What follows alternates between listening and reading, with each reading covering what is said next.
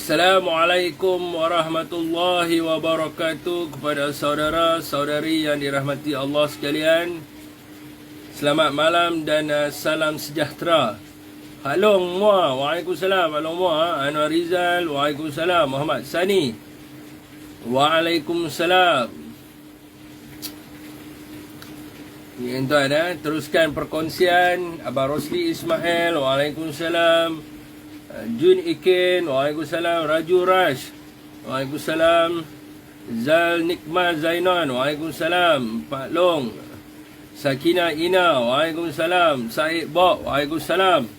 Mahathir Sibi, Waalaikumsalam. Datuk Mar Momo, Waalaikumsalam. Lama tak dengar cerita Datuk Mar Momo kita. Teruskan perkongsian. Semoga membawa manfaat kepada semua. Dewata Raya, lain macam. Waalaikumsalam. Isu apa malam ni? Macam mana UMNO nak wujudkan kestabilan ekonomi kalau pemimpin mereka ditolak dunia? Abang Abdul Razak, Waalaikumsalam. Ismail Ahmad, Waalaikumsalam. Syam Syamila, Waalaikumsalam. Muhammad Azhar, Waalaikumsalam. Muhammad Azri Salmi, Waalaikumsalam. Muhammad Rizwan Wan, mana pemimpin UMNO bila Islam dihina? Tu berkaitan dengan satu nama kelab lawak tu. Hairi bin Taib, Waalaikumsalam. Zulkifli, Waalaikumsalam. Dai Mat Zahari, Waalaikumsalam. Janah Guntur, Waalaikumsalam. Zakri Syuib, On Semalai, Waalaikumsalam. Waalaikumsalam kepada sesiapa sahaja yang memberi salam kepada saya. Okey, tuan tolong share, semoga membawa manfaat kepada orang lain semua. Semua, Waalaikumsalam. Abdullah Hisa, Ijan Salam. Sembang sampai PPBM tergadai. Ini selalu masuk live saya ni. Dia orang pertama. Saya betul apa UMNO yang pertama patut Najib kena bayar gaji tinggi sikit kat dia. Zarudin Kamarudin, Waalaikumsalam. Pergi gotong royong di masjid popular je, tu biasalah. Saya ingatkan dia nak buat korban penyu, tapi tak jadi buat korban penyu. Cik Muhammad Nur, Waalaikumsalam. Waalaikumsalam kepada siapa saja memberi salam. Mukadimah saya malam ni, saya dah lama simpan benda ni nak cakap, tapi saya takut orang tersalah. Orang kata tafsir apa yang saya cuba perkatakan. Jadi saya tengok dia melarat makin teruk, maka saya terpaksa berkata jugalah. Mengucapkan sesuatu jugalah kepada tuan-tuan. Jadi sebelum saya start mukadimah ni, saya nak bagi tahu dulu evolusi manusia ni. Dia ada satu zaman yang dia memerlukan kekuatan dia, dan juga ada satu zaman ni dia lebih kepada intelektual, cendekiawan dan sebagainya.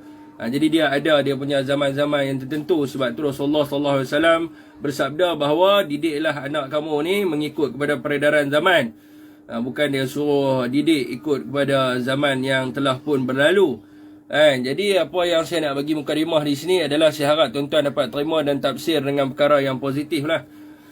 Jadi kalau kita tengok hari ni banyak orang yang terlampau taksub dengan filem Mat Kilau. Saya tak dapat nafikan lah. Itu saya sendiri pun rasa semangat itu bila melihat filem tersebut. Tetapi apabila diterjemahkan daripada konsep yang berlainan daripada makna filem tersebut, maka dia akan jadi sesuatu yang lain lah. Jadi mengikut kepada bahan bacaan saya lah, apa yang saya baca dahulunya, seni persilatan ini selain daripada salah satu daripada pertempuran, dia juga adalah salah satu daripada rekreasi. Macam zaman sekarang ni kita main rekreasi kita adalah main bola sepak, futsal, takraw dan sebagainya. Tapi pada zaman-zaman yang terdahulu rekreasinya adalah silat.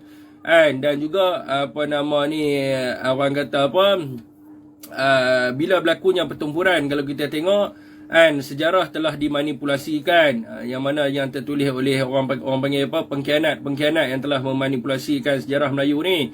Antaranya adalah Sulatus Halitin.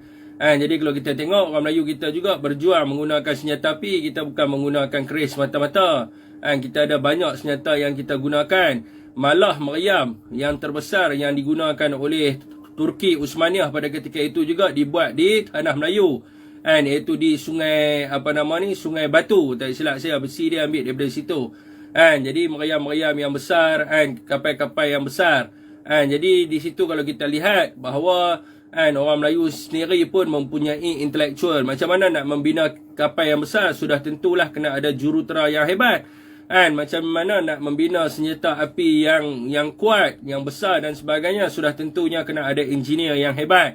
Jadi bagaimana nak lahirkan jurutera yang hebat dan sebagainya? Sudah tentulah daripada segi ilmu. Jadi saya nak menasihatilah kepada rakan-rakan yang ada dalam live saya. Di sini kalau kita nak memartabatkan bangsa Melayu ni dia akan dimartabatkan bukan daripada sudut kekuatan, tetapi daripada sudut dia punya intelektual dia, daripada sudut dia punya ekonominya.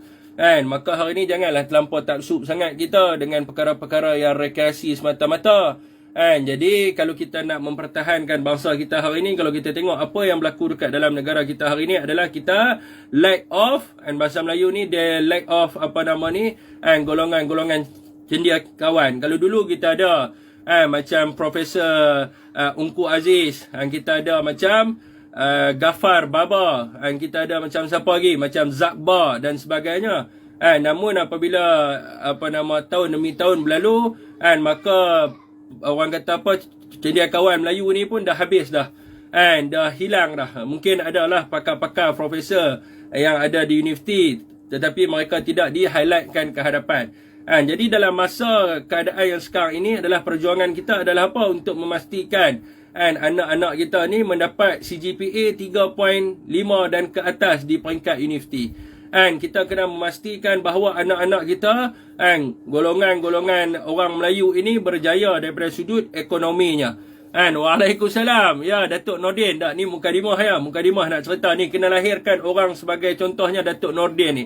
Datuk Nordin ni seorang jurutera yang hebat. Anak Melayu yang datangnya daripada kampung, dihantar belajar kejuruteraan di UK sana. Jadi balik menaburkan jasa dan baktinya kepada negara. Itu adalah salah satu daripada perjuangan tak?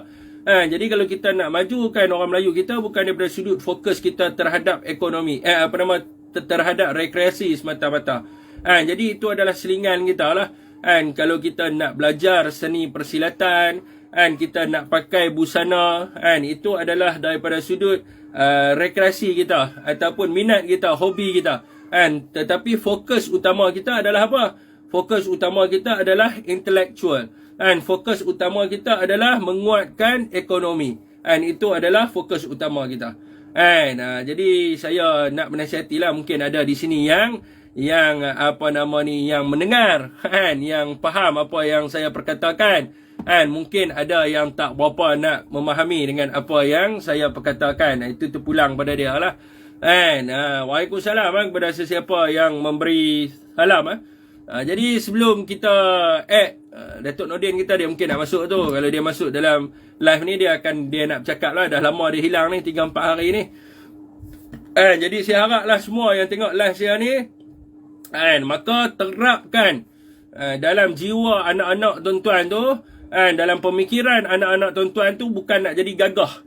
Gagah ni kita tak ke mana. Akhirnya jadilah tukang pau dekat kedai mesin, jaga kelab malam dan sebagainya. Tetapi kita terapkan dalam pemikiran anak kita ni adalah, kau mesti berjaya daripada sudut pendidikan.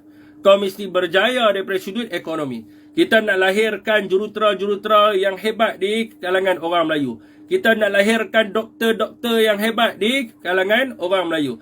Kita nak lahirkan apa lagi? Kita nak lahirkan orang Melayu yang boleh ada supermarket sendiri. Kita nak lahirkan orang Melayu yang boleh ada hotel dia sendiri. Yang boleh ada kilang dia sendiri dan sebagainya. Kita nak lahirkan pemimpin Melayu yang hebat, pemimpin politik Melayu yang hebat, yang ada otak untuk masa depan negara, untuk membangunkan negara dan semata-matanya, bukan hanya sekadar perkara-perkara yang rekreasi semata-mata, tuan-tuan. Wallahu alam.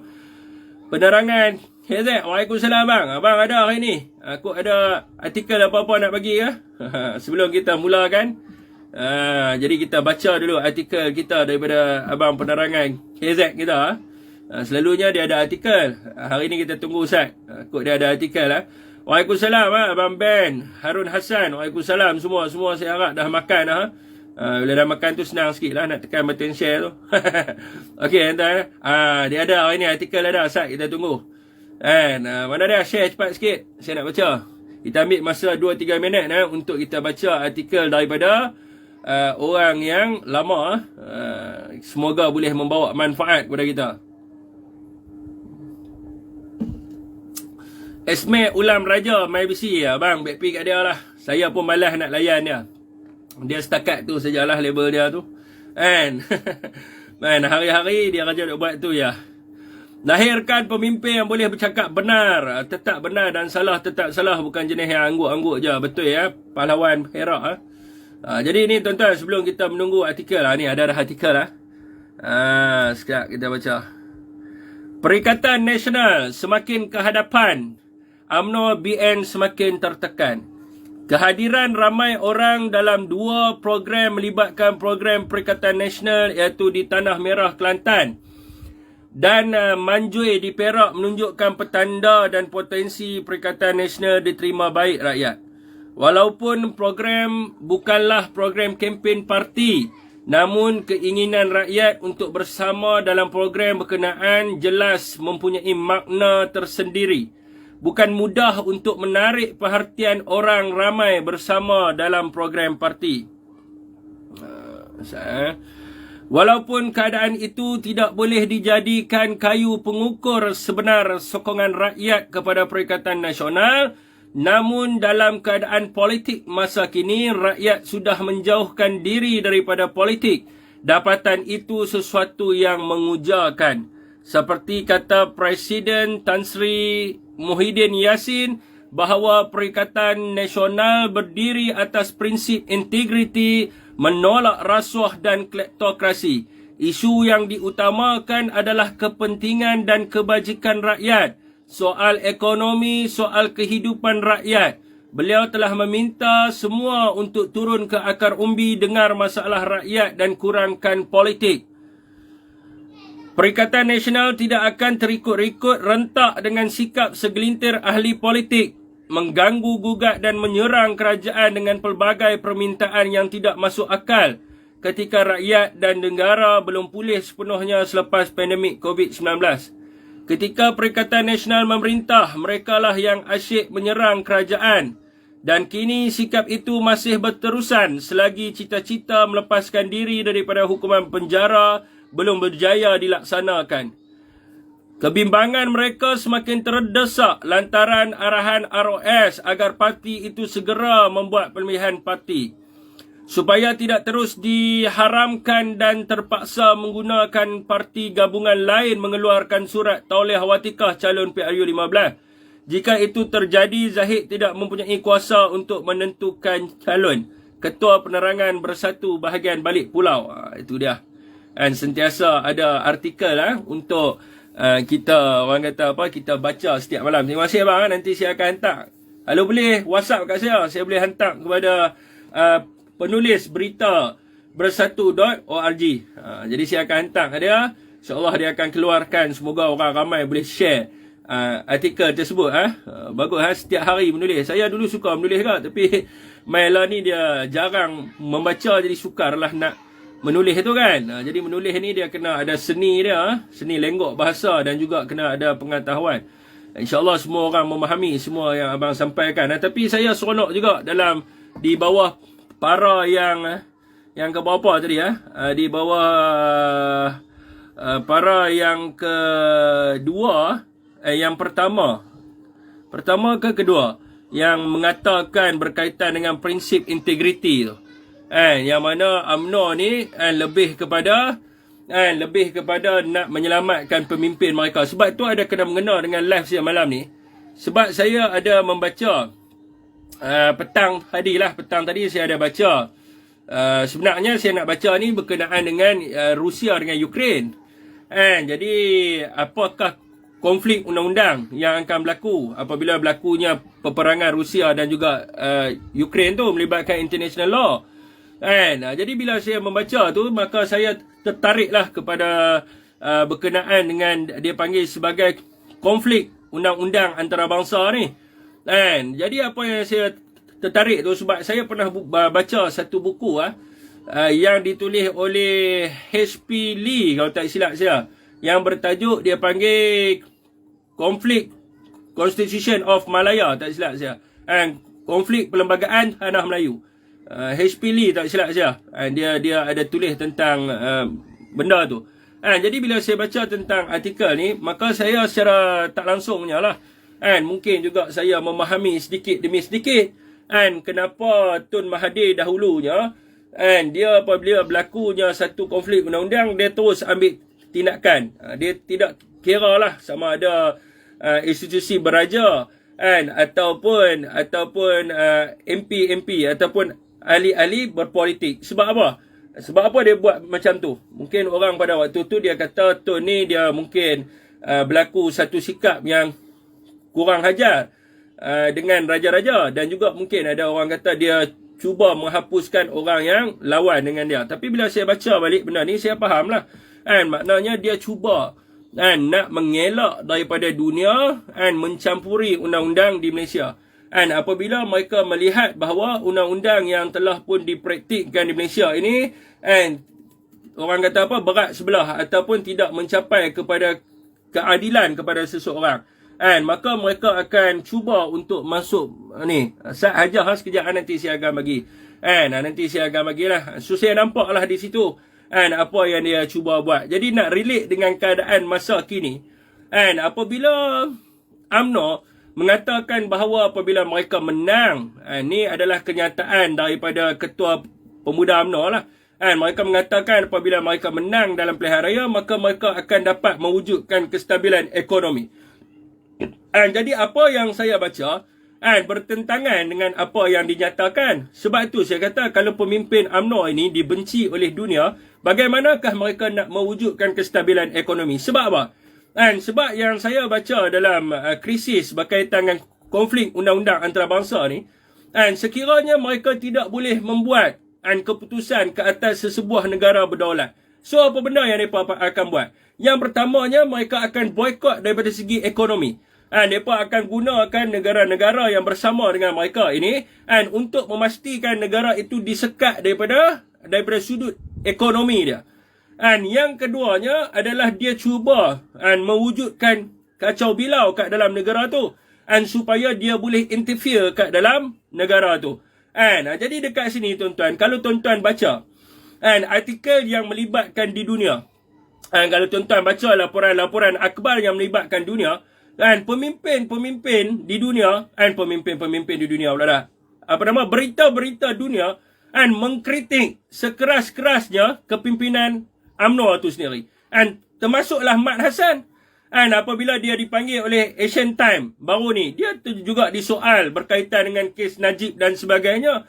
Tuan-tuan bayangkan, UMNO dia nak menang dalam PRU15 di atas sebab apa? Di atas sebab dia nak menyelamatkan Najib Razak dan juga Zahid Hamidi.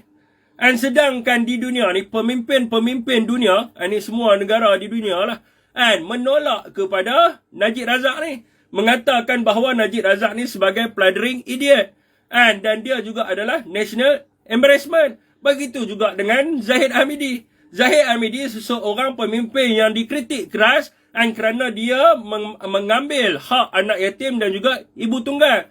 Dan dalam masa yang sama, dia menggunakan dana awam untuk dia punya kehidupan peribadi dia. Jadi di peringkat dunia mengkritik dua orang daripada UMNO yang terpalit daripada kes di mahkamah, yang mereka nak selamatkan pemimpin ni. Apa yang saya nampak di sini selepas saya baca lah, sekiranya UMNO menang dalam PRU15, perkara yang pertama akan berlaku, mereka akan boikot. Mereka akan boikot. Tuan-tuan bayangkan, negara mana yang nak melabur dalam satu negara yang tidak menghormati prinsip undang-undang dia. Tuan-tuan bayangkanlah seorang businessman daripada UK lah, kita ambil contohnya. Bila dia nak melabur ke Malaysia, dia akan melalui menteri di dalam kerajaan di Malaysia. Cuba tuan-tuan bayangkan, dia nak melabur, lepas tu dia kena tipu. Ataupun duit dia ni diambil oleh menteri itu. Sebagai contohnya, duit dia diambil oleh Zahid Hamidi.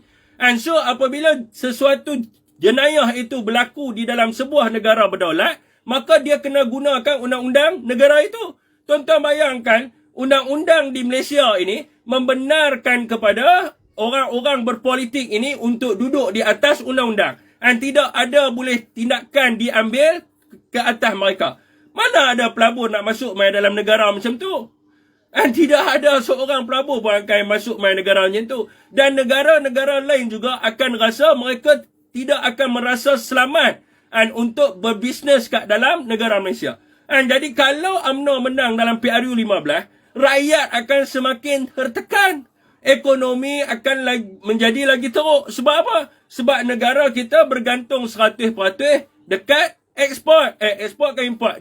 Kita bergantung daripada barang luar masuk ke dalam negara kita. Jadi sekiranya lah mereka ini semua boykot. Tuan-tuan bayangkan, kilang-kilang ni semua tutup. Apa yang akan berlaku? Lebih ramai penganggur yang akan wujud kat dalam negara kita.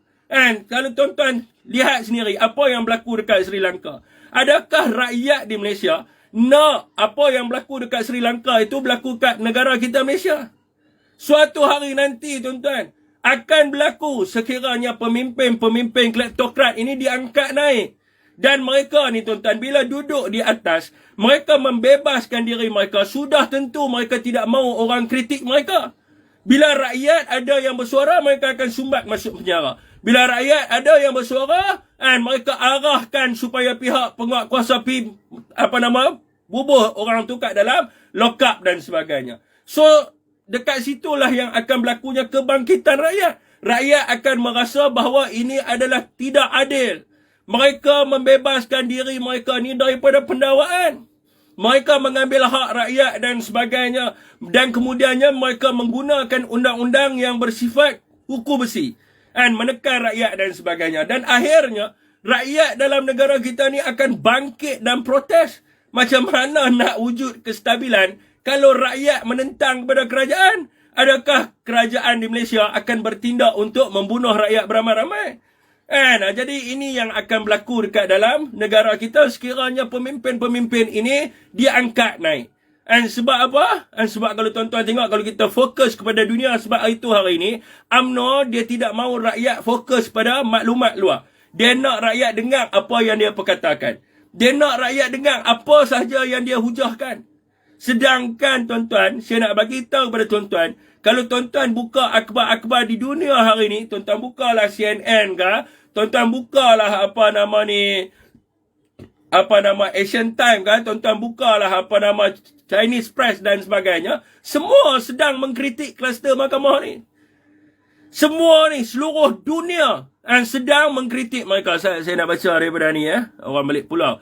Kepercayaan pelabur asing bergantung pada kedaulatan sistem kehakiman yang ada dalam sesebuah negara. Begitulah contoh yang berlaku di Sri Lanka. Pelabur asing daripada lain-lain negara lari apabila syarikat Cina yang atur tadbir negara berkenaan. Betul. Sebab apabila berlakunya sesuatu jenayah dalam sesuatu negara berdaulat, undang-undang yang terpakai bukan international law.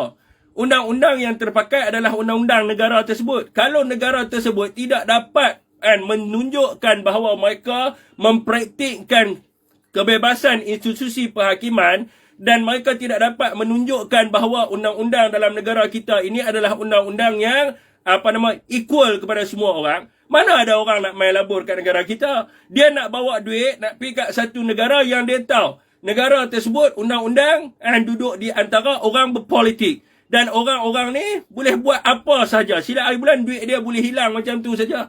500 juta, sebilion boleh hilang macam tu saja duit dia. So dia mesti rasa macam tidak selamat. Bila dia rasa tidak selamat, memang dia akan tinggalkan negara tu. Macam sekarang ni pula tuan-tuan, orang tidak merasa rugi untuk keluar daripada Malaysia. Sebab apa? Sebab sekarang ni mereka boleh pergi dekat Indonesia. Indonesia tengah buka pusat ekonomi baru dia. Dekat Kalimantan Utara, kalau tak silap saya. Begitu juga dengan Siam. Siam pun tengah buka juga. Jadi orang dia tidak akan rasa rugi untuk dia keluar daripada Malaysia. Sebab semua sekarang ni sedang menumpu untuk pergi ke Indonesia dan juga untuk pergi kepada Thailand. Mereka tak rasa macam, kalau kita tinggal Malaysia ni, kita akan rugi besar dan sebagainya. Mereka akan rasa lebih selamat. Sebab orang nak labur duit, mereka nak jadi, mereka nak cari tempat yang selamat. Macam kes YMDB ini, kes yang melibatkan dunia. Dan di peringkat dunia mengatakan YMDB ini bersalah. Hanya di Malaysia saja penyokong Najib bagi tahu dia adalah pendakwaan terpilih. Sedangkan di peringkat dunia, And semua orang melihat kepada laporan-laporan yang telah dikeluarkan oleh Amerika dan sebagainya. And di peringkat dunia tahu NDP ini bermasalah dan Jolo itu adalah penjenayah. And tetapi di Malaysia, penyokong Najib mengatakan dia adalah pendakwaan terpilih. Begitu juga dengan kes Presiden UMNO. Saya nak beritahu kepada tuan-tuan semua, and di dalam artikel yang pernah dikeluarkan oleh student-student luar negara, mereka mengatakan seteruk-teruknya pemimpin Israel. Ni ayat ni keras ni. Bukan kata mereka nak membela Israel ni. Seteruk-teruknya pemimpin Israel pada waktu tu adalah Netanyahu kot, kalau tak silap saya. Dia kata dia tidak pernah membuat kutipan dana awam untuk membina bangunan-bangunan keagamaan ataupun membantu anak yatim dan juga ibu tunggal, dan akhirnya dia menggunakan duit itu untuk diri dia sendiri. Tidak ada pemimpin di dunia yang buat macam tu kecuali Zahid Hamidi, iaitu Presiden UMNO. Hanya Presiden UMNO saja yang buat crowdfunding, yang kutip dana awam, yang ambil duit daripada syarikat-syarikat, yang dia kata duit ni nak bantu ibu tunggal, nak bantu anak yatim, nak bina masjid surau dan sebagainya, dan di akhirnya dia menggunakan wang itu untuk diri dia sendiri. Tuan-tuan bayangkan mana satu dunia nak percaya orang macam ni. Silat hari bulan, kalau ada negara yang nak menyumbang ataupun nak derma ke Malaysia, dia tidak akan bagi kepada Malaysia. Sebab apa? Sebab dia tidak akan bagi kerana dia tidak percaya dengan Perdana Menteri yang ada pada waktu tu. Mungkin Perdana Menteri pada waktu itu adalah Zahid Hamidi. Dia tak percaya sebab dia melalui kes di mahkamah yang ambil duit yang berkaitan dengan kebajikan. Macam mana negara luar nak bagi bantuan kepada negara kita? Mesti dia tidak akan bagi. Duk kutuk Malaysia tapi duduk dalam Malaysia. Saya tak kutuk Malaysia, saya kutuk UMNO. Awak orang Mahdi? Tak. Bukan orang Mahdi. Saya orang kepada Tan Sri Muhyiddin Yassin. Penyokong kepada Perikatan Nasional. Zeti Governor Bank Negara bagi pencerahan sikit.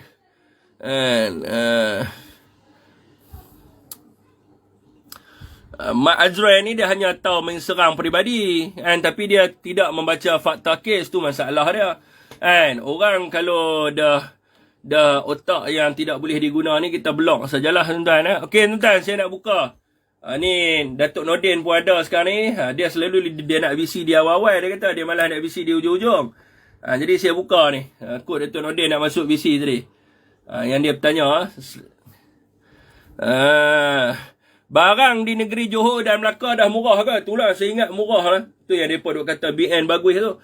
Yang saya tahu hari ini keluar kenyataan di Melaka berlakunya pergolakan. Yang mana BN di Melaka tidak dapat fokus untuk mentadbir kerajaan negeri Melaka. Sebab Raub bergaduh dengan exco dia. Begitu jugalah dengan Johor. Johor MB ni tidak diterima oleh exco. Maka sekarang ni telah pun berlakunya pergolakan. Cuma sekarang ni mereka sedang bertahan. Sebab apa? Sebab dijanjikan bahawa pilihan raya umum akan berlaku tidak lama lagi. Dan juga Don Johor tu akan dibubarkan dan akan diundi semula. Kalau tidak setuju dengan On Hafiz, mungkin boleh angkat orang yang sebelum ni naik sebagai menteri besar. Jadi dua-dua negeri ni berlakunya konflik daripada sudut pentadbiran. Sekiranya berlakunya konflik daripada sudut pentadbiran, macam mana dia pernah fokus pada rakyat? Ni orang Melaka dah kat sini jebat derhaka ni, boleh tanya kepada dia. Mungkin ada rakan kita ramai lagi yang duduk di Johor dan sebagainya. Boleh tanya kepada mereka. Apa yang telah dijanjikan oleh kerajaan negeri Melaka dan juga Johor tu yang mereka menunaikan kepada rakyat? Tak ada langsung. Dan saya ingat tuan-tuan, sekarang ni kalau kata kerabat diraja dia tak bagi lembu, saya ingat orang di Johor tu dia nak buat korban pun susah.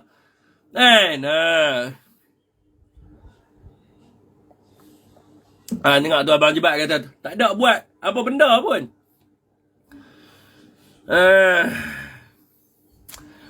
Nak sembang bab ekonomi dan pelabur kunun, habis Muhyiddin Paguh buat apa? Bukankah jawatan dia sandang sekarang ni pengurusi? Dia kalau sekarang ni okey lah, sebab tu pelabur banyak masuk. Kalau kita tengok sebab tu kena baca. Sekarang ni FDI meningkat. Import ekspor meningkat. Sebab apa? Sebab dia. Kalau Zahid Hamidi, boleh ke? Saya nak tanya kepada tuan-tuan, tidak ada seorang pemimpin dunia pun yang mengkritik Tan Sri Muhyiddin Yassin. Kan? Ni Tuan Khairul kita nak masuk. Ketua Penerangan Negeri Kedah. Lah ni kerap tu. Kan? Okey share dulu tuan-tuan hari ni saya dah update Facebook saya. Saya harap dapat berbisi dengan orang ramai. Sebelum ni dia ada masalah sebab saya tak update. Semalam saya check, saya tak update. And ni saya dah approve dah Tuan Khairul lah. Okey tuan-tuan Muhyiddin bagi nasihat nak ikut ke tak? Itu masalah dia tuan-tuan Mereka ni hanya dengar kepada UMNO je. Sebab tu kalau tengok tuan-tuan tengok hari ni buktinya apa? Sepatutnya Tajuddin dilantik sebagai duta ke Indonesia. Dan hari ni bila dia mengkritik Zahid Hamidi, nama dia tak ada kat dalam list. Sebab tu saya kata Perdana Menteri hari ni, dia ikut kepada UMNO. Sebab UMNO ugut dia.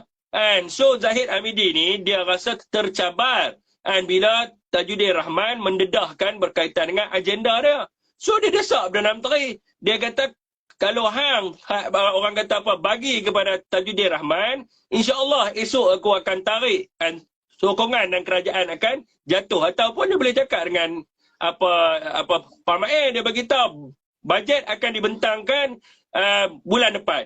So aku akan pastikan semua MP-MP daripada UMNO tidak akan menyokong bajet. Dekat situ menunjukkan bahawa Perdana Menteri yang lemah. Ini siapa pula dah tak boleh masuk pula ni. Request lagi sekali. Baru update je, takkan tak boleh masuk. Biar betul, dia mungkin ada update yang baru kot. Try guna paste ke bang? Bang try guna paste ke?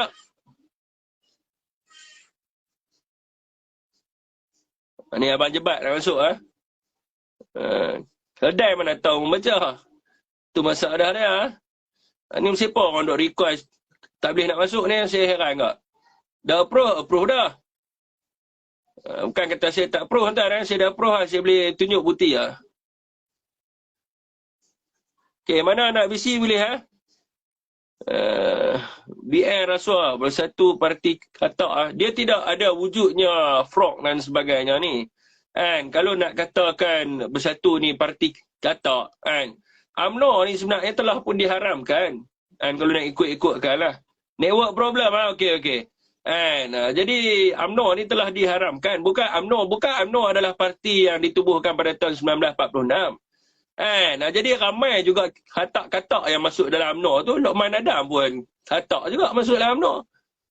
Apa nama Syariah Hamdan pun sama juga. Lepas tu yang mana lagi? Ramai lagi yang mana lompat masuk dalam UMNO tu. So bila lompat masuk dalam UMNO, dia telah masuk bersama dengan wali-wali. Tu masalahnya. Walaupun mereka ni bukan wali-wali. Okey tuan-tuan saya tengah tunggu Tuan Khairul Anwar Ramli untuk request lagi sekali. Sebab tadi saya ada approve. Datuk Nordin pun ada sini. Mungkin Datuk Nordin nak bisi Yang lumut tu kita biarlah kat dia tuan-tuan. Dia nak merapu hari-hari tu biarlah kepada dia. Saya malas nak layan dia. Ya, Datuk Nordin kita masuk Tok Nordin, pergi apa nama ni dulu.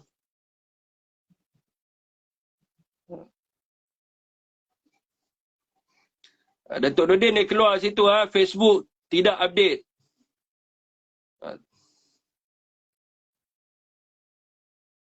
Saya WhatsApp dia bagi tahu dia.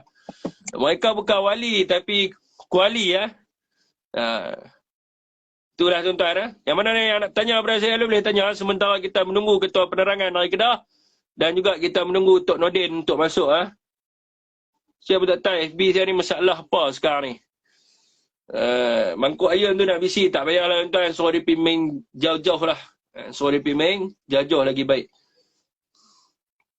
Okey, saya nak baca soalan kat sini. Hari ni kes tak banyak. Oh ni berkenaan dengan logo tadi. Mereka beritahu. Saya rasa tidak ada masalah kalau kita nak bincangkan untuk buat logo. Dia bukan masalah daripada sudut bendera. Bendera ni kita buat dulu sebab apa? Sebab pada waktu itu geng UMNO yang duk kata Kerajaan Perikatan Nasional tidak sah, tidak berdaftar dan sebagainya. So bila kita buat pada waktu tu Perikatan Nasional, kita buat secara mengejut pada waktu tu. Sebab tu kita bubuh tulisan saja Perikatan Nasional. So sekiranya kita nak letak logo, apa masalahnya kita nak letak logo? Tidak ada masalah apa, happy lah kita punya parti kita. Yang kita perlu persoalkan, bila orang UMNO duk kata nak tukar logo, saya nak tanya, UMNO duk kata UMNO ni pejuang keramat Melayu, UMNO membeda nasib Melayu dan sebagainya. Saya nak tanya, kenapa UMNO sendiri tidak berani menggunakan bendera dia? UMNO tak guna bendera dia, UMNO guna bendera bendera Barisan Nasional. Dia pun juga tukar lambang dia. Dulu asal dia Perikatan. Ya, Tok Din. Assalamualaikum. Waalaikumsalam warahmatullahi wabarakatuh. Okey. Masalah apa, Adit? Tak update lah? Dah update lah tadi. Lepas tu try second time boleh masuk lah. Ya. Okey. Okey, Tok Din. Memang dah update lah, ya. Okey. Okey, nak cerita sambung yang tadi yang Syafiq cakap tadi. Ya, yang pasal dunia tu. Sebab hari ni saya tadi sebenarnya, Tok Din, saya dah baca berkenaan dengan perang Rusia Ukraine. Saya nak tahu macam mana negara-negara bersatu di PBB ni mereka boleh buat interfere, dan bagaimana mereka boleh isytihar berlakunya konflik undang-undang antarabangsa atas dua negara ni. Jadi bila saya baca, sebenarnya saya memahami juga apa yang Tun buat dulu. Sebab itu Tun dulu, bila orang berpolitik, ada masalah saja yang melibatkan kematian, khususnya kita tengok Mamali, dia terus suruh Musa Hitam berhenti. Kalau kita tengok pada waktu itu konflik yang melibatkan raja, pada waktu itu kes yang penampak tu, terus dia ambil tindakan. Sebab apa? Ya. Sebab dia risau kalau kita tak ambil tindakan dan kita tak tunjuk bahawa undang-undang dalam negara ni kuat, negara luar ni dia boleh interfere undang-undang kita.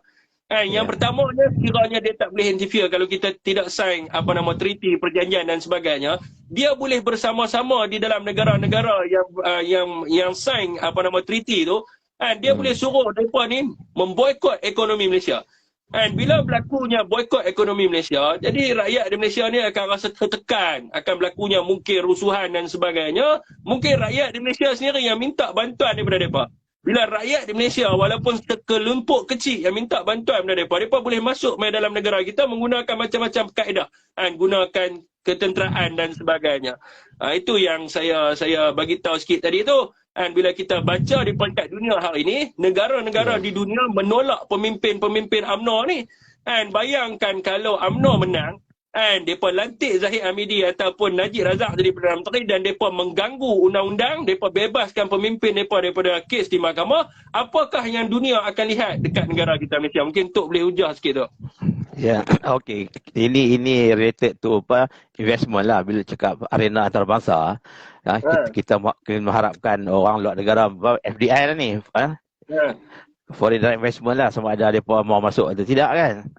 Bukan yang tu saja Datuk, dia termasuk juga hubungan diplomatik di antara negara-negara luar. Ya, hubungan diplomatik selain sebagai FDI ni social ekonomi, okay? Yang lain tu social dari segi keselamatan, defense dan sebagainya pun memang terlibat juga lah. Syafiq kan, kalau negara kita tak stabil, nombor satu saya nak ulas dulu dari segi ekonomi lah. Ya, jadi kalau tak stabil, orang tak mau masuk negara kita lah. Itu first point mereka tu, tak mau invest kat sini. Ya, yang keduanya, bila dia dah stable ekonomi, dia nak invest, dia tengok pula pemimpin pula. Pemimpin sini ada integriti tak? Ada minta komisen lalu nak minta untungan dia, itu pun buat orang lari juga, FDI lari juga. Jadi sebab tu kita perlukan pemimpin yang integriti untuk memimpin Malaysia ni. Ya, di antarabangsa. Ya, yang keduanya satu lagi lain pada integriti pemimpin ialah iaitu kebijaksanaan pemimpin lah. Ya, jadi kalau orang luar negeri mai tengok dengan menteri kita duk bincang pun tengok idea tak ada tu, jadi orang malas nak cooperate dengan kita lah. Ya kan? Dari segi macam misalnya dari segi keselamatan misalnya, ya, kita duk cerita pasal lain, ya, ada pun nak bincang isu semasa. Jadi apa contribution kita? Bila kita ada hubungan dua hala dengan negara lain tu. Ya, jadi dia tengok negara tu dia tengok lemah, ya. Jadi saya ingat itu pun akan membuat pemimpin dunia tak mau kawanan kita lah.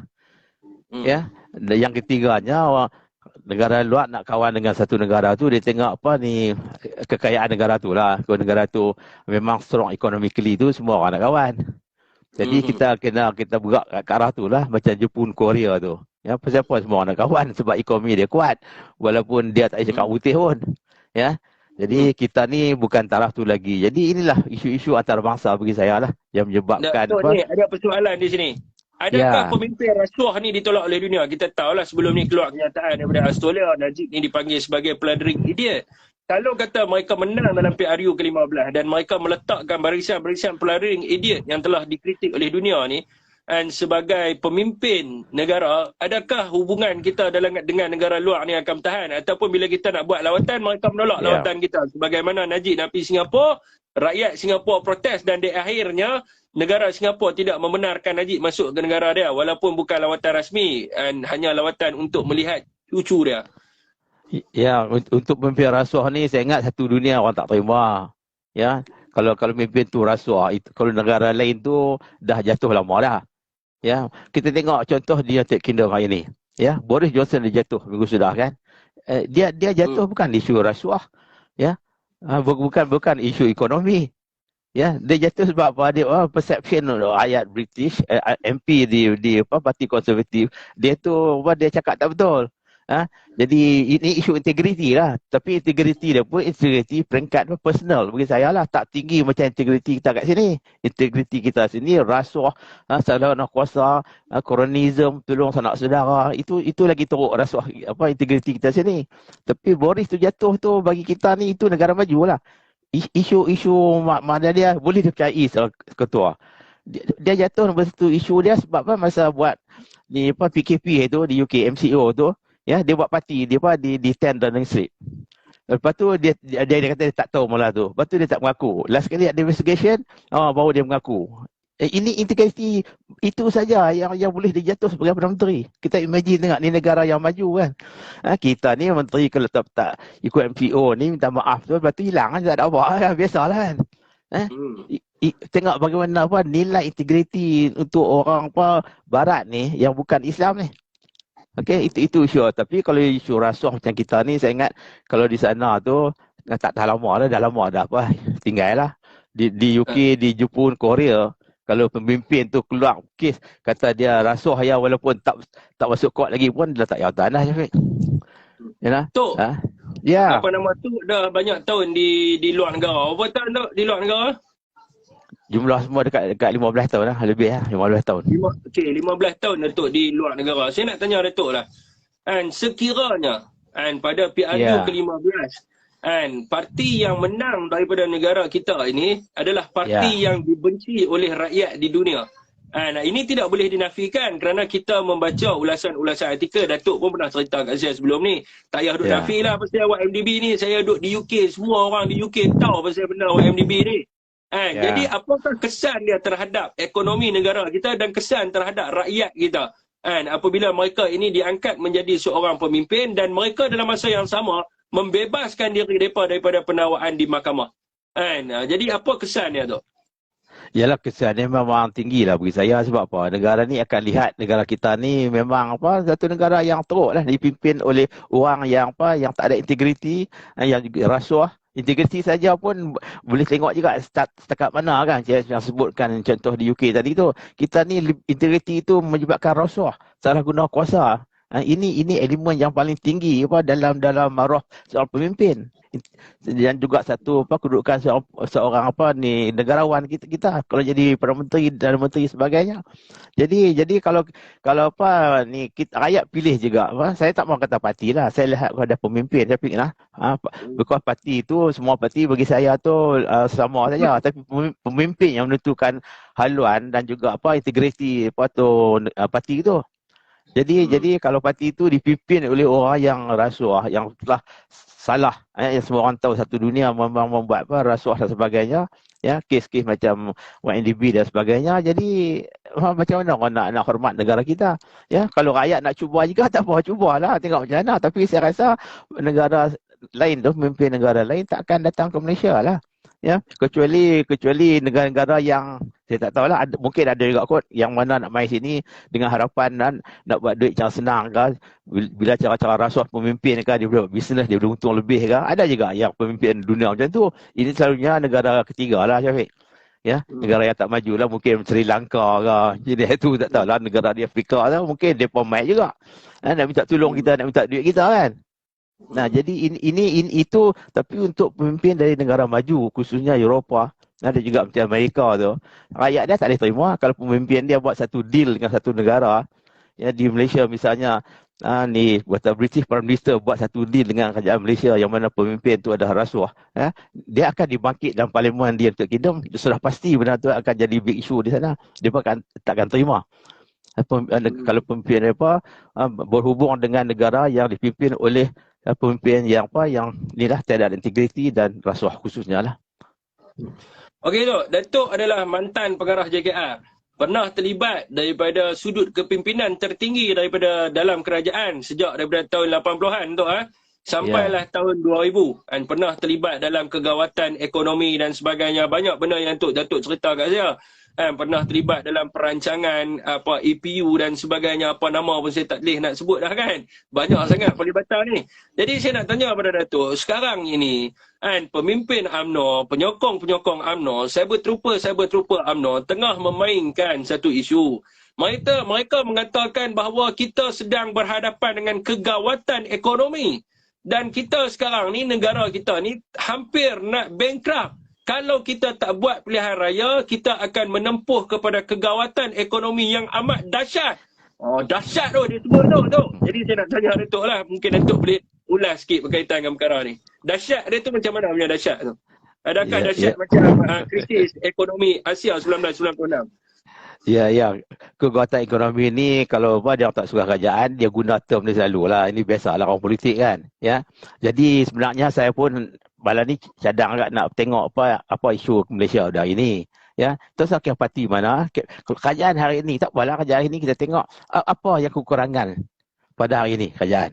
Dari segi kekuatan ekonomi itu term siapa boleh guna. Saya boleh kata Malaysia ni ekonomi bagus ni, rakyat semua senang. Nak cakap politik boleh Syafiq kan. Ini orang politik cakap, kita jangan ambil kisah kan. Dia cakap kekuatan ekonomi sebab hari ni, sebab dia suruh buat election. Kalau besok buat election, dia kata isu lain pula. Jadi depa bagi naratif tu untuk kepentingan diri sendiri Syafiq. Okey, jadi nak kata kekuatan ekonomi, saya tengok perspektif ni lah. Hari ni mungkin saya nak tanya balik kita rakyat Malaysia lah. Apa kita nak pada hari ni? Terus apa kerajaan ni lah. Kalau siapa jadi kerajaan pun, apa kerajaan nak? Keadaan sekarang ni. Syafiq sebagai rakyat, apa Syafiq nak ada hari ni? Saya sebagai rakyat, apa saya nak hari ni? Kemudian yang kawan-kawan kita tu, kumpulan B40 tu, apa dia nak hari ni? Ya, saya dah bangkit dah bersama mesyuarat di kita masa kita buat di Glenberry itu kan. Ya. Okey, yang masa Datuk Wan dah tolong tanya soalan apa produk Mesej Bersatu masa kita buat bincang itu kan. Ya, saya tak sempat bagi semua poin saya cakap earlier lah. Jadi kita tanya rakyat, apa rakyat nak hari ni? Ya, jadi kita tanya diri kita sendiri lah, tak usah kerajaan sekarang ni. Ya, jadi kalau itu ada yang kita kendakkan untuk kebaikan rakyat dan juga kita sendiri ya sebagai rakyat. Jadi itulah kelemahan kerajaan pada hari ini. Kalau kerajaan tak mau ambil tindakan, jadi kita tak perlu sokong kerajaan seperti itu. Kan Syafiq kan? Jadi bagi kalau saya kalau minta maaf tu interview sikit Okey, nak ni. Kalau Datuk tanya saya apa yang saya inginkan. Saya hari ini nak fahamkan rakyat satu benda. Supaya rakyat faham dan supaya saya apa yang saya faham ni dapat difahami oleh rakyat. Kita kena tahu duit negara kita ni datang daripada mana? Duit negara kita ni datang daripada mana? Datangnya daripada rakyat yang membayar cukai. Bagi rakyat yang B40 ni gaji 1,500. Berapa cukai yang dia bayar? Memanglah dia tak kena cukai pendapatan sebab tak lebih daripada 3,000 gaji dia tu kan. Jadi berapa cukai yang dia bayar yang lain-lain? Cukai-cukai ni dihimpunkan, dimasukkan dalam satu akaun dinamakan sebagai kumpulan wang yang disatukan. Ni duit kita. duit saya. Kan untuk tujuan apa? Duit ni dikumpul daripada rakyat, dicukai barang dan semuanya untuk atas sebab apa? Atas sebab yang pertamanya nak membangunkan ekonomi negara, nak mewujudkan peluang ekonomi baru, kan nak mewujudkan peluang pekerjaan yang baru, kan nak menaik taraf orang Melayu dan juga Bumi Putera. Tapi masalahnya duit yang kita himpun di kalangan 32.4 juta rakyat Malaysia ni, pergi ke mana duit ni? Duit ni kan beli handbag Rosmah, beli cincin Rosmah, beli rantai Rosmah, kan beli itu beli ini. Duit ini digunakan untuk kepentingan mereka. Ni duit kita. Sebab tu hari ni kita berjuang. Kerana apa? Kerana ini duit kita. Itu yang saya nak fahamkan kepada rakyat. Bagi orang-orang UMNO yang mereka kata tak apalah, apa bukan duit hampa. Duitnya hampa duk terima tiap-tiap bulan daripada menteri-menteri UMNO. Ni duit rakyat. Kan kami ni yang menabung untuk negara, tetapi hampa menyeleweng duit negara. Dan hari ini anak muda tidak ada pekerjaan. Dan anak muda tidak ada jaminan masa depan. Yang ada jaminan hanyalah pemimpin UMNO buat rumah macam istana. Buat beli kereta berpuluh biji menggunakan duit rakyat. Sedangkan mereka dia bukan belajar tinggi mana pun, setengah di antara mereka. Macam kita ni rakyat, kita belajar peringkat diploma, pergi ambil degree, menabung ni. Jual tanah, jual apa, pergi ambil master, PhD dan sebagainya. Bila keluar daripada pengajian universiti, tidak ada pekerjaan. Mereka ini, bapa dia ahli politik, anak dia jadi ahli politik, guna duit rakyat, senang lenang dengan duit rakyat. Gitu. Ya, jadi kita lihat hari inilah yang lepas tu Syafiq kita bincang banyak dah kot kan pasal Rosmah ke MDB itu kajian dulu Syafiq kan. Ya. Jadi mereka ni tak berkuasa lagi dah. Jadi isu tu biar kita selesaikan melalui mahkamah lah. Kalau dia salah kena ambil tindakan yang sewajarnya lah. Ya. Tapi hari ini bawah kajian Ismail Sabri. Ya, saya pun bangkit tu kajian tu BN ke PN ke, kita pun dah bincang baru ni di Glamoury pun kan. Ya, isu ni. Jadi letak sebelah apa jenis kajian hari ni pun, komponen kajian tu. Jadi apa ayat anda hari ni? Bila kata kekuatan ekonomi tu, ya. Jadi yang sebenarnya hari ni bagi saya lah, saya dah bangkit baru ni, iaitu pertama sekali ayat nak cara hidup dia daripada makanan, beli barang-barang keperluan dengan harga berbetul-betul yang mereka mampu. Okey, itu nombor satu. Siapa duk sebut lu dari hierarki Maslow kan? Maslow. Ya, jadi basic need tu, apa sekarang? Rakyat sekarang nak makan. Ya, itu hari tu. Ya, kemudian dia makan tu mesti dia ada duit. Ada duit tu cukup dah duit dia nak beli barang hari ni, barang keperluan yang wajib bagi dia. Beras, susu, minyak sebagainya. Jadi kalau itu tak mencukupi, itu satu masalah bagi rakyat. Jadi kerajaan hari ni patut lihat perkara itu. Kalau itu benar berlaku hari ni. Ya, yang keduanya, rakyat ni saya ingat kalau bagi duit free pun ingat dia tak mau kot. Dia nak kerja Syafiq. Ya, beri fokus dia sekarang rakyat semua nak kerja. Jadi macam mana kerajaan ambil tindakan supaya semua rakyat dapat ada kerja. Ya, bila rakyat ada kerja, dia ada pendapatan. Dan juga bila dia ada kerja, kita tengok gaji pula, gaji tu berbetul-betul ke tak. Kalau gaji dia kerja, kemudian dia nak makan pun tak cukup. Ini kerajaan kena buat sesuatu dari segi gaji. Jadi ini isu sebenarnya. Dan juga kita kena lihat juga kategori manusia di Malaysia ni, kita ada kumpulan bawah, pertengahan, di atas lah. Ya, kebanyakan yang bahagian pertengahan ni, kalau dia pendapatan tak mencukupi untuk hidup cara hidup yang biasa, dia tidak akan patuh hati. Maknanya dia akan kecewa lah. Ya, kita tak boleh banding dengan kumpulan bawah tu yang gaji dulunya 3-4 ribu dia boleh hidup, ya. Jadi dia mendapat pendapatan untuk taraf hidup dia semasa itu. Jadi dia jangan kurang pada taraf hidup dia hari ni. Kalau kita tengok orang-orang di belah kampung tu ada sebut 2 hari sudah masa birthday interview dia tu. Orang-orang kampung di luar bandar tu depa bukan nak minta gaji sampai 20,000. Sebab dia hidup cara dia, tapi dia tak mahu hidup dia lebih teruk pada masa sebelum ini. Ya, apa cara hidup dia orang kampung hari ni? Dia bangun pagi tu dia boleh pergi kerja, kemudian dia cukup makan beras kan, dia boleh pergi lepak kat kedai kopi sat kan, lepas dia kerja teruk tu. Itu cara hidup dia. Dia tak akan minum Starbucks. Bagi dia pun dia tak lalu Starbucksnya kopi yang dah 15 ringgit cawan tu. Okey Syafiq, ya, jadi untuk kumpulan ni kita kena lihat ajak kena pergi dia kerja. Dia dah kerja tak? Kalau dia tak ada kerja, kita kena create satu kerja supaya dia dapat pendapatan. Ya, nak bagi BRIM kau pakai sementara boleh lah itu, tapi long term tak boleh. Setiap orang kena ada kerja. Untuk kumpulan yang pertengahan tu, macam orang muda yang graduate macam Syafiq semua ni, ya, aspek taraf hidup lain pula kan. Ya, begitu juga dengan anak muda sekarang ni, depa graduate universiti, sebelum ni depa dah kerja, sekarang tak ada kerja. Jadi taraf hidup depa tu jangan kita compare dengan orang kampung. Jangan kita harap dia dulu dia bisa hidup biasa, boleh makan kat luar sehingga boleh tengok wayang, ya. Dan dulu dia boleh pergi makan angin sikit-sikit gitu dekat-dekat tu. Itu cara hidup dia sebelum ni. Tapi kalau hari ni dia tak boleh buat benda tu, dia akan kecewa. Sebab pendapatan dia dah set level tu. Ya. Jadi peringkat yang atas tu yang saya suruh kajian fokus sekarang ni, ya, kumpulan yang korporat kaya-kaya tu, yang terlalu banyak duit tu. Kumpulan ni kerajaan patut tax dia tinggi lagi supaya duit tu sebagai revenue kepada kerajaan. Ini 3 perkara saya sebutkan baru-baru ni kerajaan patut buat. Untuk beri kesejahteraan kepada rakyat. Kan kerajaan buat ini. Kalau kerajaan tak buat benda-benda ni, saya rasa kerajaan gagal lah. Dan selain daripada kita duk fikir pasal tax tu, sebab kita kena fikir, baru ni saya jumpa dengan seorang orang kaya lah. Dia ni seorang penerbit filem, saya tak mahu sebutlah nama dia di sini. Jadi kita duk ingat orang macam jual contoh filem Mat Kilau 69 juta. Kita ingat mereka ni dapat duit banyak. Orang yang TN20 ni dapat duit banyak. Rupa-rupanya mereka punya pencukaian mereka lagi banyak. Sebab apa? Yang pertama mereka kena cukai filem 25%. Yang kedua, mereka kena cukai individu. Yang ketiga, mereka kena cukai syarikat. Lepas tu cukai lagi, cukai. Jadi kerajaan Malaysia ni, saya tengok daripada zaman BN dulu, kerja cukai je. Duk fikir cukai. Maknanya dia kena fikir alternatif lain. Sebab apa? Kita duk fikir hari ni, kita tak habis negara, kita fikir macam mana tau.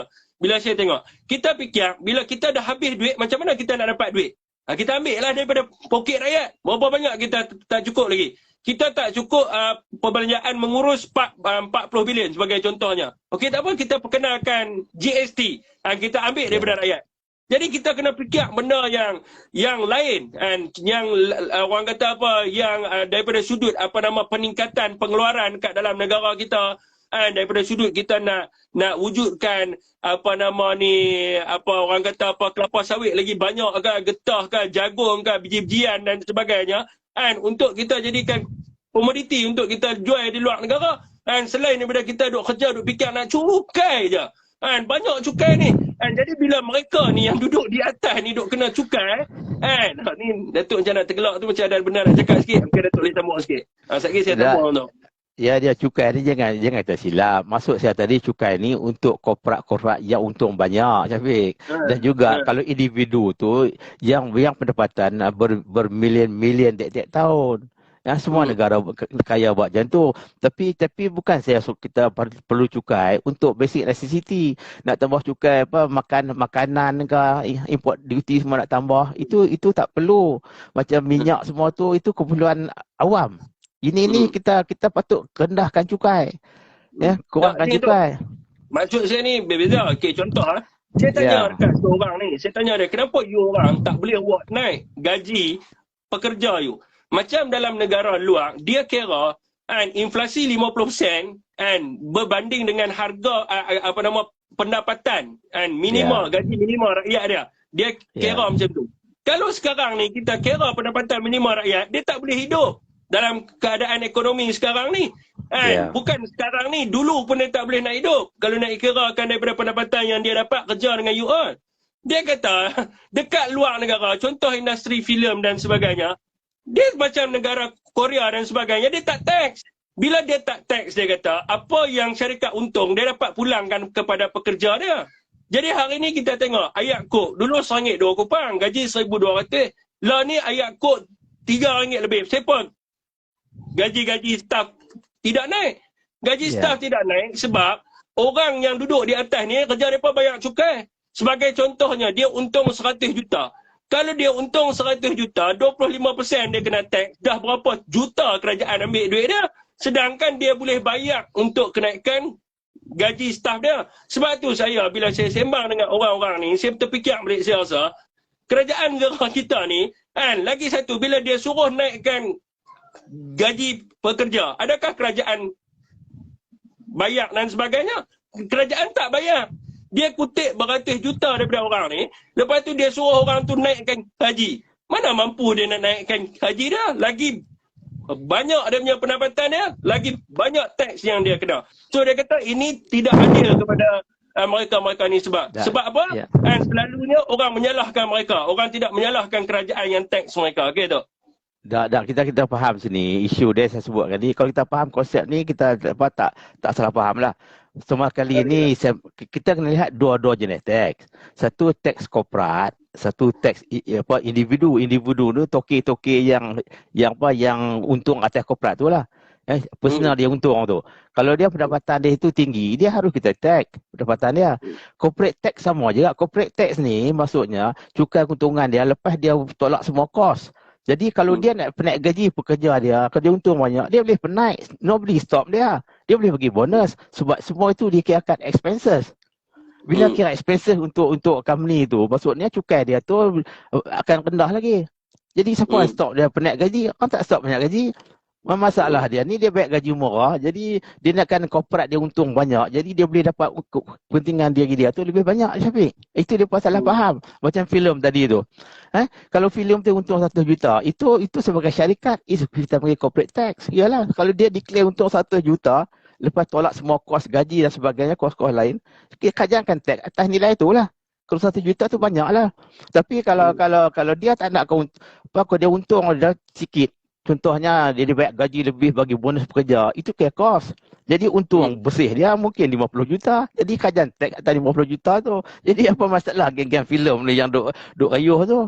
Kalau dia untung banyak tu, dia boleh belanja untuk nak bagi allowance gaji untuk pekerja dia. Untuk bonus kalau dia untung. Apa salahnya? Jadi kerajaan tak cukai atas kos-kos itu. Dia kira dapat untung bersih. Itu semua kos bagi dia. Ini kita kena faham lah. Jadi kalau filem tu dia komplain betul. Apa Syafiq? Boleh penaik gaji apa? Bagilah bonus. Kalau untung banyak. So at the end daripada 1 juta bayar awet semua, balance 30 juta. Corporate punya keuntungan. Jadi tax atas 30 juta lah.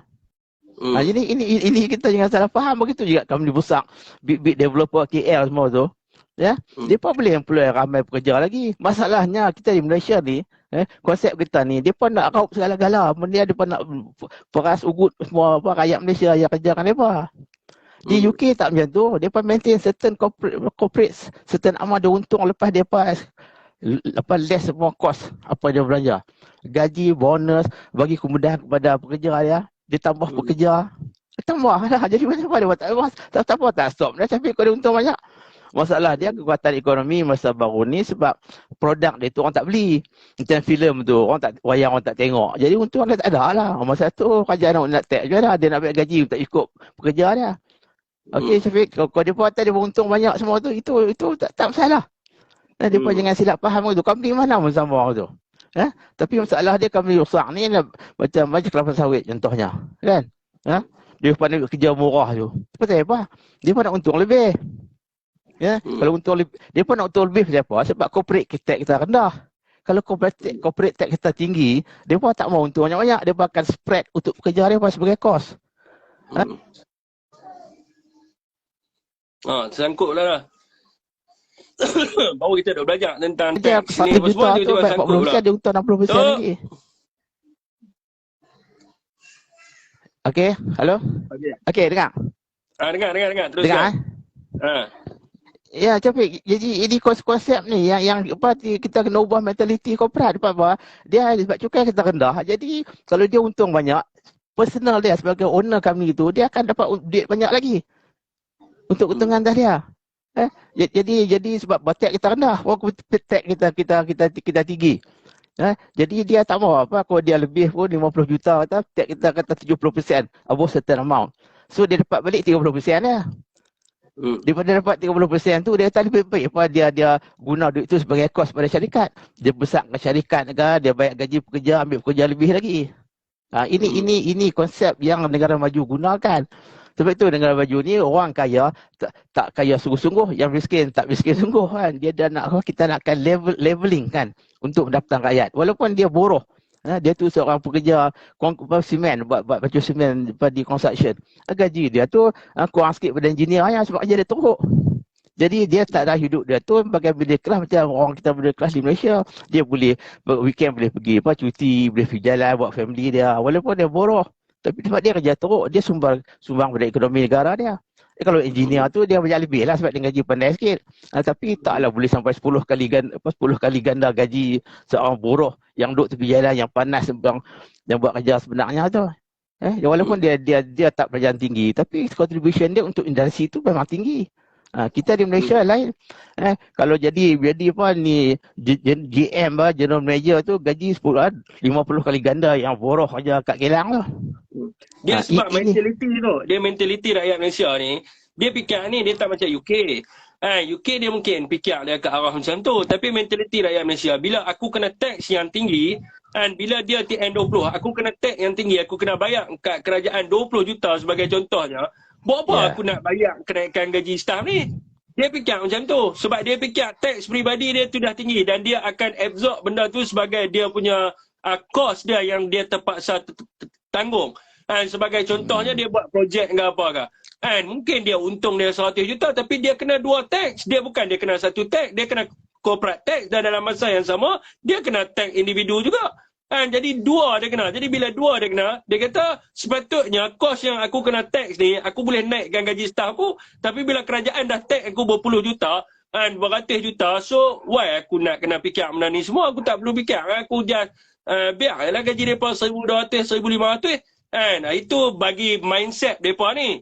Mindset rakyat Malaysia bila saya dengar mereka cakap itu daripada segi pemikiran dia mengembalikan. Jadi sebab itu saya kata daripada kerajaan duk fikir macam mana nak urus takbir negara ni. Contoh negara tak cukup duit 40 bilion di dalam perbelanjaan mengurus. Sekarang ni apa yang mereka fikir adalah okey agak mencari kat mana kita boleh pergi ambil duit ni 40 bilion. Okey kita kenalkan GST. Kita kenalkan kita naikkan cukai pendapatan. Saya rasa benda ni sebenarnya satu bukan budaya yang sihat dalam pentadbiran negara tu maksud saya lah. Ya betul yang cukai personal income tax tu saya setuju. Relief untuk pekerja biasa tu saya ingat sekarang patut dinaikkan. Lah ni gaji berapa yang kena back tax? Kalau gaji 3,000 sebulan saya ingat kena back tax, mula back tax ke?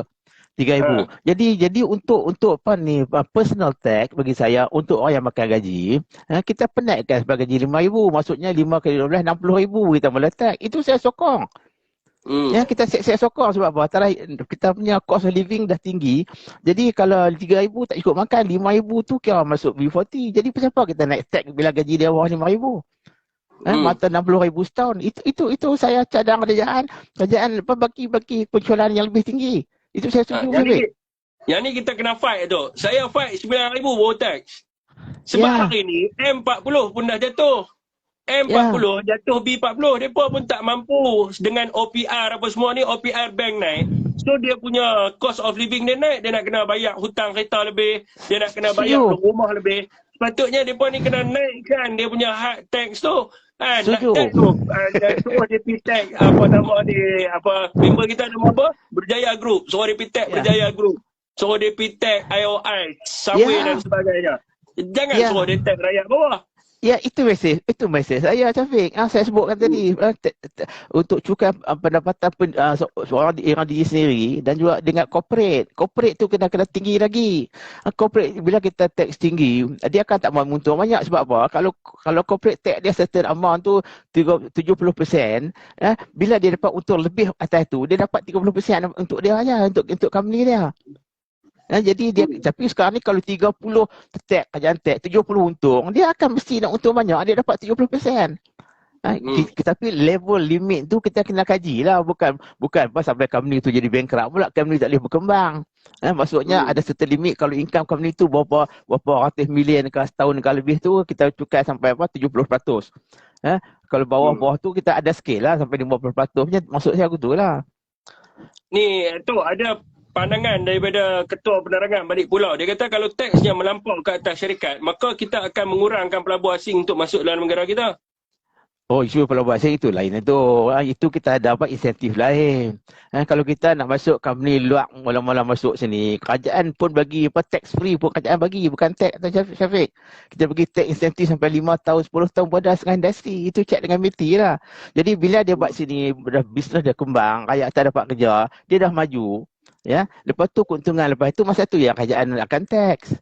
Itu Patutnya dia ada buat cara. Patutnya dia buat kepada rakyat tempatan, bukan dia buat kepada kilang-kilang yang besar. Contohnya macam Microsoft. Bill Gates tu orang terkaya di dunia, nak relief tax pula haram jadah apa? Tak Ya, payah taklah. relief tax. Bukan semua company. Kerajaan tengoklah company pun tak nak invest sini, dia pun mula sini. Jadi kadang-kadang dia pun punya capital cost tinggi kan, modal buat banyak kan. Jadi kalau cukai awal kena lah, dia pun tak ada nak operate lagi tu secara secara menyeluruhan. Mungkin dia pun tak boleh survive. Itu BT tahu semua formula Syafiq ni. Ya, bukan kita syarikat tech korporat ni bukan kita bantai kudan Syafiq. Itu ada perkiraan dia. Maksudnya masuknya kita masih rendah corporate tech untuk pendapatan yang terlalu tinggi. Itu isu dia. Tapi susah juga untuk last ni sebelum CP pada soalan yang seterusnya, last ni susah juga kalau negara maju, kalau BN menang pada PRU ke-15 sebab Perdana Menteri pun dia tak bayar tax. So orang hak senang ni dia akan kata lah PM pun tak bayar tax, macam mana dia pun nak bayar tax? Ya, itu isu dia di Malaysia ni. Orang korporat yang kaya-kaya ni, yang top 20% Syafiq, dia pun kontrol kerajaan Syafiq. Dia pun kontrol pemimpin rakyat. Apa dia pun buat ke mereka kan kita tak tahu. Jadi dia pun tak akan naik cukai lah. Dia pun dibelah oleh orang korporat ni. It is a fact Syafiq. Kalau Syafiq pun jadi rakyat, jadi menteri Syafiq tahulah cerita ni Syafiq. Ya, tengok apa yang Cina perempuan tu, apa tu, yang menteri perdagangan apa tu. Apa dia keluar dalam dia punya memo baru ni tu. Yang sebenar, siapa kacau ada minta direct tender sebagainya.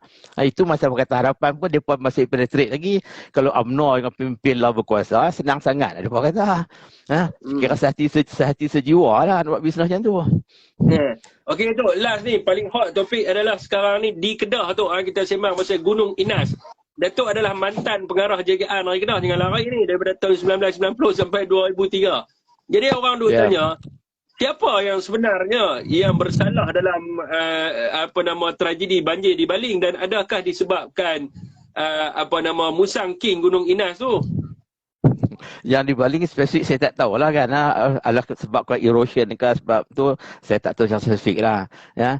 Tapi yang pernah saya berlaku masa saya jadi pengarah dulu, contohnya perkara ayam tu bawah JKR dulu. Bila kita tengok berlaku di Pedu, di Pedu dan juga di Muda Dam tu, kita monitor. Bila balak tu ditebang lebihan, kita tengok ayak kotak masuk, ayak tak cukup, kemudian kita tak boleh kontrol ayak terus masuk ke sungai. Itu memang berlaku lah isu di Pedu dan juga di Muda. Ya, tapi tanya saya di Baling tu, tapi kalau berlaku macam tu dah pasti ada sesuatu tak betul lah Syafiq. Kalau tidak bukan dia hujan terus banjir teruk jauh sekali. Ya, kita cek balik ke atas tu. Ini saya ingat GPS dan juga alam sekitar dia pun mesti tahu jabatan kerajaan ni.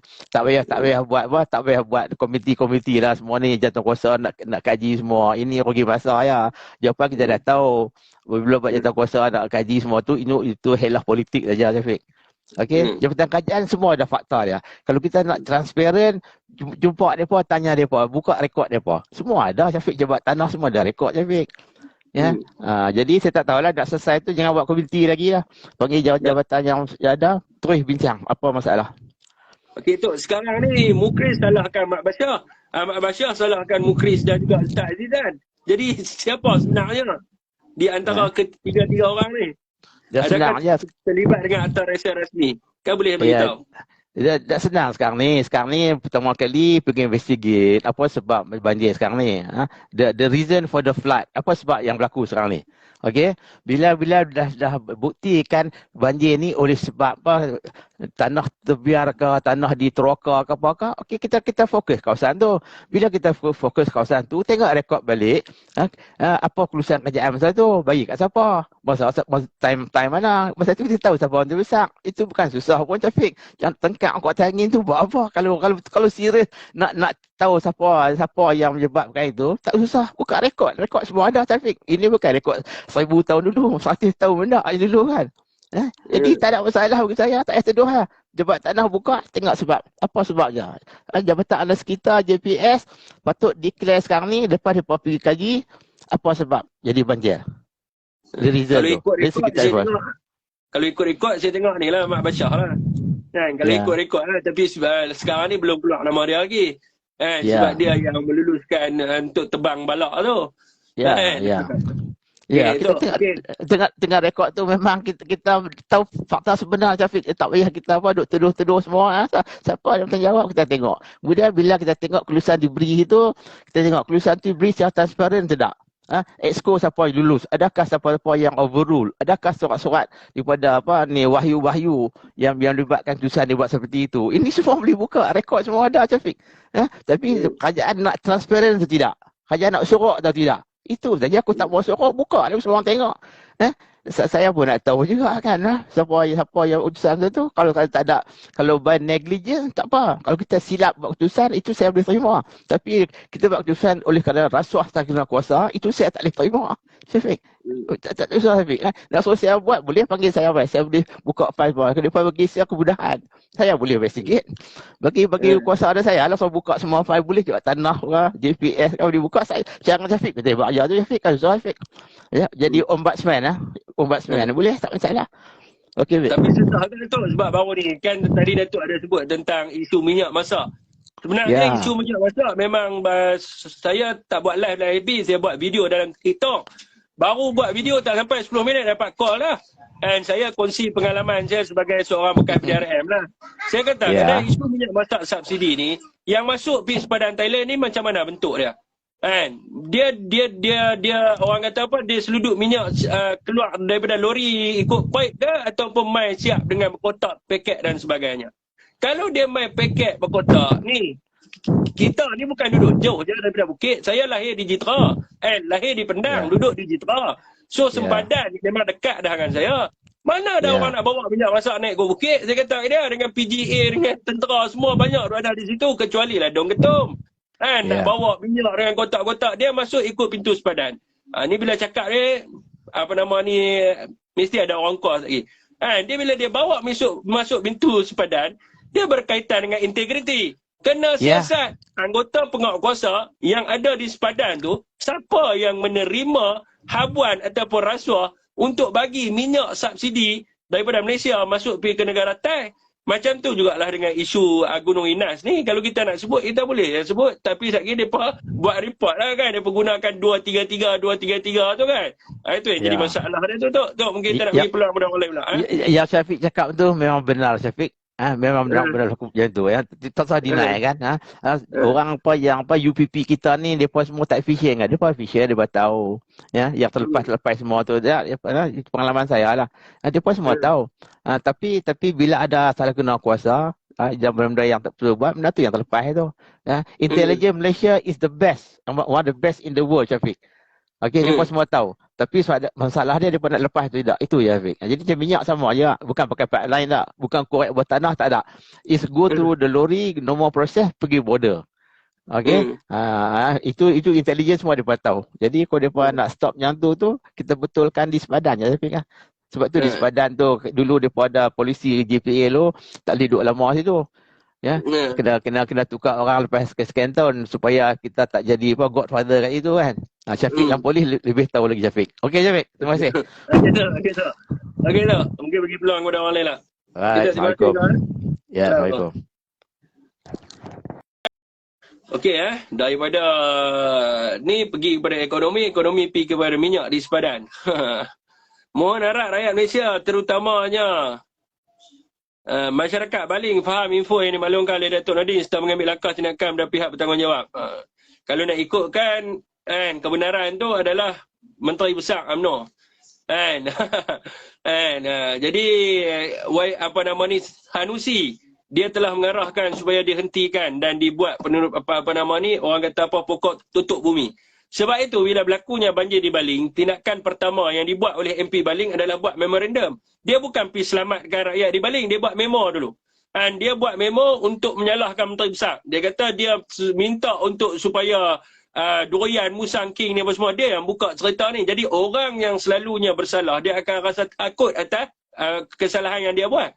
So dia yang buka cerita pasal apa nama ni, sektor 8 lah, sektor berapa sektor tu dia yang sebut dalam memorandum tu. Jadi bila kita tengok kepada memorandum Aziz Rahim ni, bila kita cek balik, rupa-rupanya lah Menteri Besar apa nama daripada UMNO. Sebab tu dia gelupok lebih. Rakyat nak perbaiki ekonomi Malaysia, rakyat nak pekerjaan, bukan nak dengar bising-bising. Kalau nak baiki ekonomi Malaysia, nak pekerjaan, kan sekarang ni bagilah kepercayaan kepada Kerajaan Perikatan Nasional sebab dah terbukti, kan, dah terbukti 18 bulan dan terbukti sekarang ni. Jadi dulu rakyat menolak Barisan Nasional. Sebab apa rakyat tolak Barisan Nasional pada PRU ke-14? Kena tengok balik lah. Bukan disebabkan kes YMDB. Yang memahami, kalau ikutkan daripada laporan Merdeka Square, yang memahami berkenaan dengan YMDB 15% saja rakyat Malaysia yang faham berkenaan dengan YMDB. Impact dekat berkaitan dengan kenyataan Tun Mahathir melibatkan Najib Razak 6%. Yang lainnya sebab apa rakyat tolak Barisan Nasional? Rakyat tolak Barisan Nasional sebab pada waktu itu anak muda tolak Barisan Nasional sebab tidak ada peluang pekerjaan, ramainya menganggur, harga barang, kenaikan harga barang mendadak dan sebagainya. Cuma sekarang ni rakyat dah hilang fokus. Dia tidak tahu kenapa dia tolak Barisan Nasional.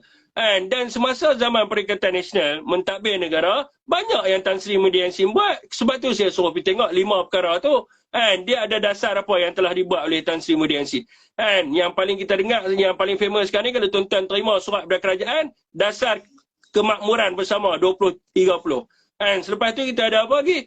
Di dalam belanjawan, berapa banyak pakej-pakej yang membantu rakyat, membina peluang-peluang ekonomi baru, usahawan muda. Kita bagi 15,000 usahawan lain, kita bagi dekat 5,000 di bawah Geran Khas Prihatin. Sekarang ni apa yang kerajaan bagi sekarang ni? Kerajaan yang dibuat oleh Ismail Sabri ni, apa yang dia bagi kepada rakyat sekarang ni? Pada zaman Tan Sri Muhyiddin Yassin, mana ada orang rasa marah berkaitan dengan kenaikan harga barang? Yang duk main sentimen ni adalah Barisan Nasional dan juga PKR sebab mereka duduk sekali. Dia buatlah bendera putih dan sebagainya. Mana ada teruk sangat. Dan hari ni kalau tuan-tuan tengok, zaman Tan Sri Muhyiddin Yassin, dia dapat menyelamatkan banyak nyawa. Hari ni kalau kita tengok berapa jumlah kematian hari ni. Hari ni kes meningkat. Orang mati meningkat. Sebab apa kerajaan tak mau ambil untuk menutup sektor ekonomi dan sebagainya? Sebab dia nak buat satu benda yang populis. Dia nak biar saja. Rakyat mati pun biar lah. Yang pentingnya rakyat boleh enjoy. Rakyat suka kepada UMNO Barisan Nasional. Pada prinsip Tan Sri Muhyiddin Yassin, dia bukan nak kejar kepada populariti. Dia nak buat sesuatu untuk menyelamatkan rakyat. Itu adalah sifat sebagai seorang pemimpin. Sebab tu tuan-tuan kena tahu Muaqasid syariah ni kena tahu berkaitan dengan jaga nyawa, jaga keselamatan, jaga akal dan sebagainya. Ini yang orang Malaysia kena tahu yang nak sebut tentang Islam ni. Orang Islam kena tahu benda ni. Sifat-sifat seorang pemimpin daripada kerajaan, apa yang dia perlu buat. Jadi ini kena tengok dan tuan-tuan kena bandingkan zaman sekarang ni. Zaman Barisan Nasional ni, Ismail Sabri ni adalah pemimpin daripada Barisan Nasional. Berapa banyak ada kematian? Berapa banyak kematian tuan-tuan? Dulu Ahmad Maslan hari-hari bagi tahu, kapal terbang jatuh lah, bangunan meletup dan sebagainya. Hari ni berapa banyak kematian? Zaman Tan Sri Muhyiddin Yassin 18,000 kematian. Tu last sekali bila dia telah meletakkan jawatan dia sebagai Perdana Menteri. Waktu tu memang banyak kes, berpuluh ribu. Dan sekarang ni zaman Ismail Sabri jadi kerajaan, dah hampir 40,000 kematian. Baru berapa bulan dari Perdana Menteri, bukannya 18 bulan lagi. Sebab apa dia tak mau nak menyelamatkan rakyat? Sebab dia kata bila aku tutup sektor ekonomi, bila aku suruh rakyat duduk kat dalam rumah, rakyat akan marah kepada BN. Bukan dia nak selamatkan nyawa. Rakyat nak marah, marahlah. Tapi yang penting anak dia selamat, ibu bapa dia selamat, semua selamat. 9 orang bunuh diri dekat Hambatan Pulau Pinang kebelakangan ni sebab tekanan hidup. Sebab apa? Tuan-tuan boleh lihat sendiri. Bukan dia pun nak viralkan. Sebab apa? Dia nak bagi tahu kata UMNO BN ni baik. Ramai orang bunuh diri sekarang ni. Tang banyak mati bawah Tan Sri Muhyiddin, jangan penipu. Nak cakap berdasarkan data dan fakta. Saya nak tanya berapa kematian di bawah Tan Sri Muhyiddin Yassin. Bagi tahu pada saya, naik visi. Dan bagi tahu sekarang ni berapa kematian sekarang ni. Bagi tahu berapa. Bawah Tan Sri hanya 17,000 lebih je. Sekarang ni nak cecah 40,000 hanya berapa bulan saja. Ismail Sabri jadi Perdana Menteri. Nak nafikan apa? Ni tuan-tuan tak payah susah. Tuan-tuan pergi kat Google, type ni saja. Saya bagi tahu pada tuan-tuan. Tuan-tuan pergi kat Google, type. Saya tunjuk. Google. Tuan-tuan type COVID-Death Malaysia. Tuan-tuan boleh dapat dia punya data dia. COVID-Death Malaysia. Tuan-tuan boleh tengok sekarang ni berapa jumlah kematian. Jumlah keseluruhan kematian sekarang ni adalah 35,811. Ni boleh cek tuan, statistik boleh tengok. Bukan kita tak boleh tengok. Nak bohong apa? Rakyat Malaysia boleh cek. Masa Tan Sri jadi Perdana Menteri, berapa banyak dia punya kematian dia? 35.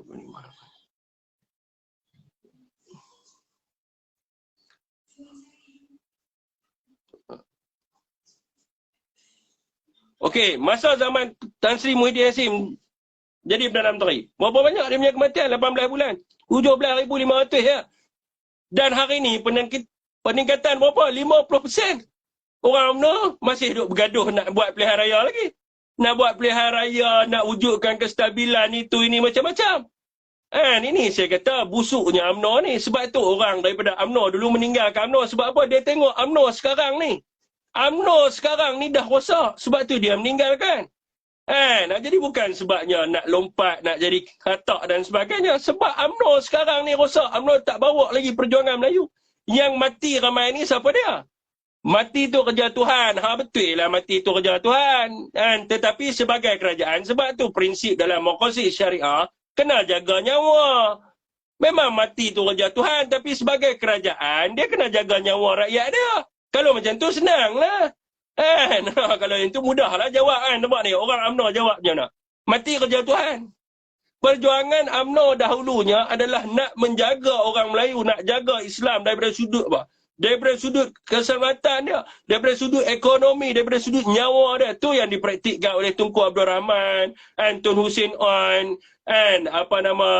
Tun Razak dan sebagainya. Tapi UMNO sekarang ni tak lagi. Sebab tu orang tinggal UMNO. UMNO sekarang ni tak fokus pada nyawa rakyat. UMNO sekarang ni fokus pada nak selamatkan Zahid, nak selamatkan Najib. Itu saja. Dia bukan nak fokus pada ekonomi dan sebagainya. Hari-hari dia kata nak apa? Pelihara raya. Rakyat duk mati. Okey, tuan-tuan, pembangkang yang kata tidak stabil. Pembangkang UMNO yang kata tidak stabil. Okey, tuan-tuan, saya rasa setakat tu aja untuk malam ni. Wabillahi taufiq wa hidayah. Wassalamualaikum warahmatullahi wabarakatuh.